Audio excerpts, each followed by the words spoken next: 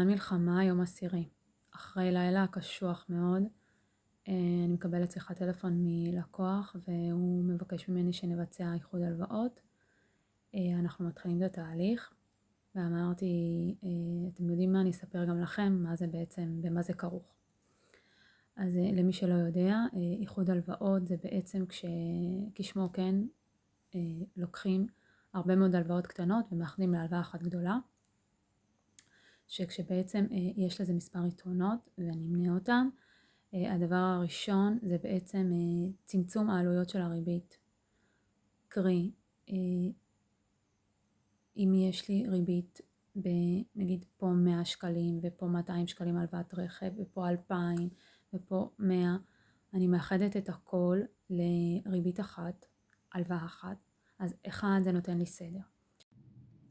2, זה מצמצם לי את העלות הריבית, כי בעצם מהרבה ריביות של הרבה הלוואות זה הופך לריבית אחת, זולה יותר.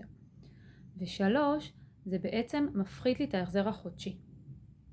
רוצים לשמוע עוד? תגיבו אני.